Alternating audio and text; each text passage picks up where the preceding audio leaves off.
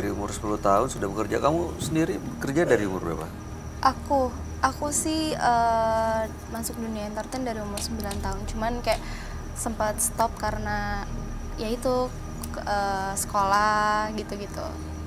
Terus baru mulai lagi sekitar umur 14 tahunan. 14 tahunan ya. Tapi kamu waktu 10 tahun itu tetap sekolah kan? Tetap, sekolah tetap. Tapi bekerja setelah pulang sekolah gitu? Iya, jadi pas aku kosong, aku memang nggak tega juga lihat ibu aku, jadi aku bantuin. Sekarang kamu kerja, Mas? Iya, Di bidang apa? usaha aja sih, jadi bidang makanan. Usaha bidang makanan. Ini ibunya? Iya, ini ibu. Ini ibu Ini kamu? mama saya. Mamanya? Ini omnya? Ini om saya.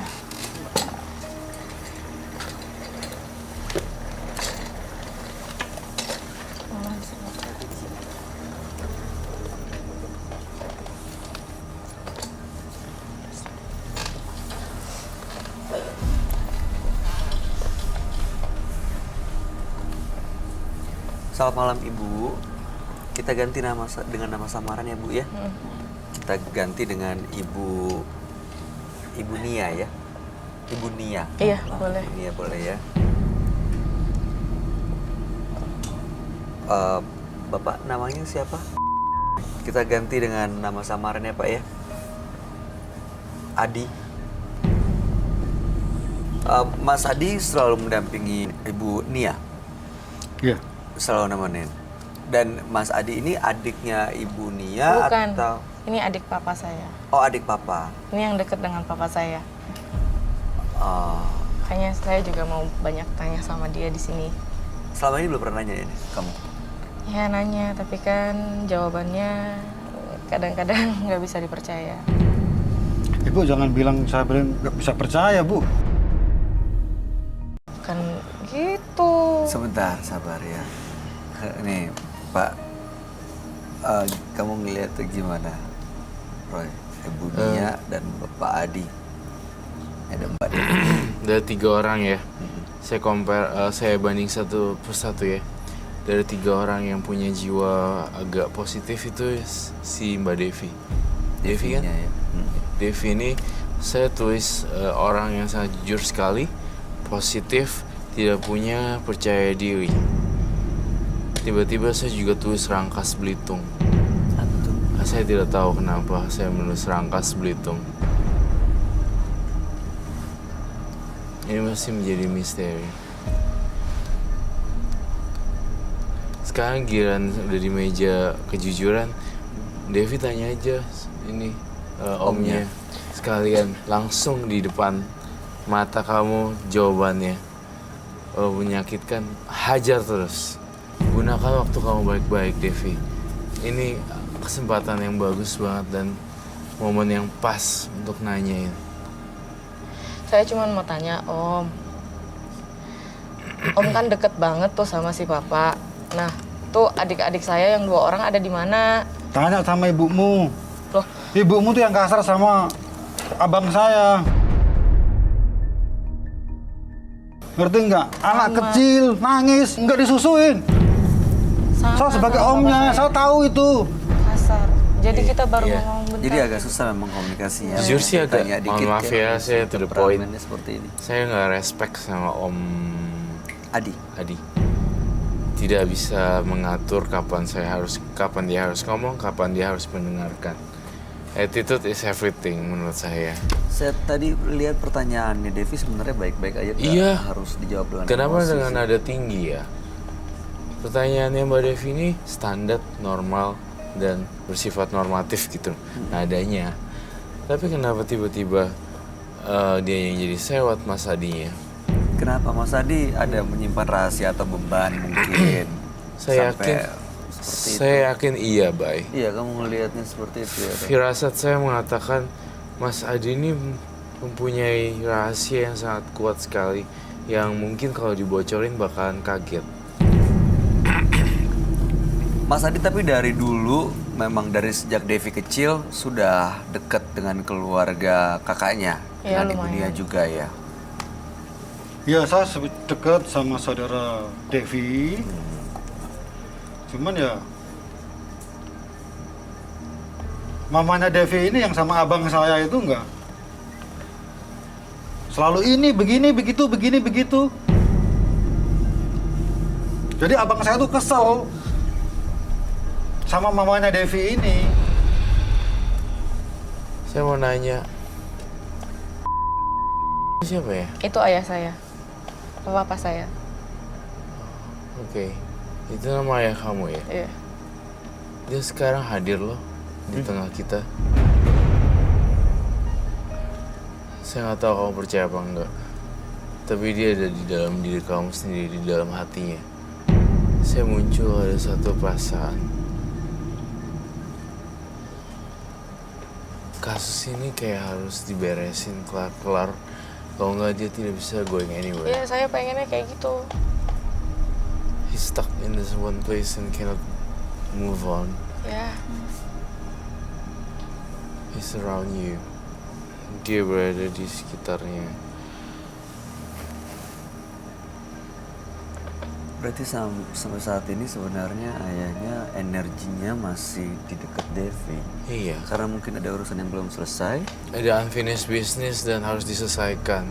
Teka-teki misterinya. Oke, Ibu Nia, selamat malam. Ibu Nia betul punya 3 anak sebenarnya. Anak yang pertama adalah Devi. Devi.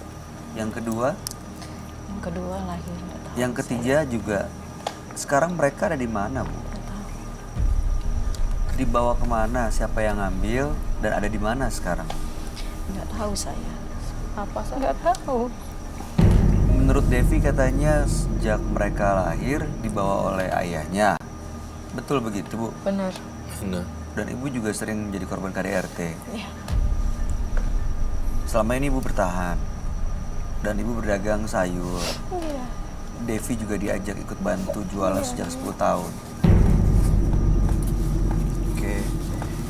Ada apa ya dengan Rangkas Belitung ya? Rangkas Bitung, Bangka Belitung, Rangkas Bitung. Rangkas Belitung atau Rangkas Bitung? Rangkas Bitung. kali ya. Rangkas Itu Bitung. di daerah Di Banten gitu kan? Banten ya, daerah Banten ya. Ada kaitannya kah dengan kalian Rangkas Bitung? Hmm. Nggak tahu deh, nggak pernah. Itu Rangkas Bitung tempat apa? Kamu dari Rangkas Bitung? Enggak. Ibu? Enggak? Kita dari Tangerang kota. Dari Tangerang. Tangerang ke Rangkas tuh mungkin deket ya? Lumayan sih, Deket gak lumayan jauh? deket sih. Kalau keluarga Pak Adi dari Rangkas Bitung? Bukan? Di sekitar sana.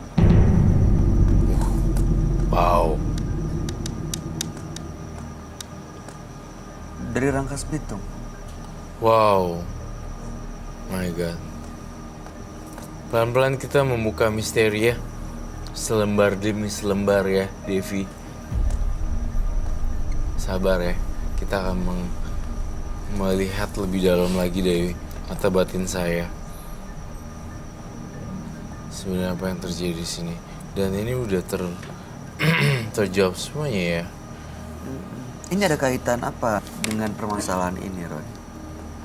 Saya rasa Adi yang paling tahu di sini.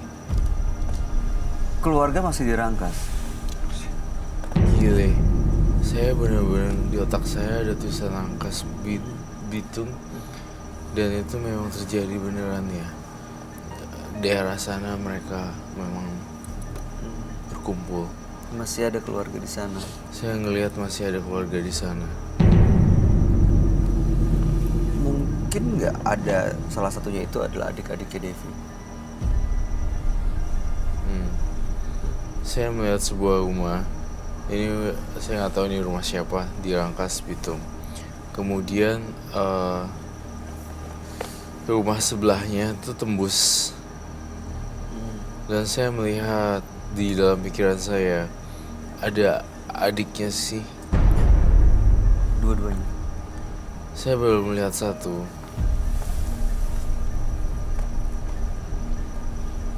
Mas Hadi yang tahu lebih banyak tentang ini. Om Adi, Mas Adi. Mas Adi, kapan terakhir ke Rangkas Bitung? 2 tahun yang lalu. 2 tahun yang lalu saya ke sana.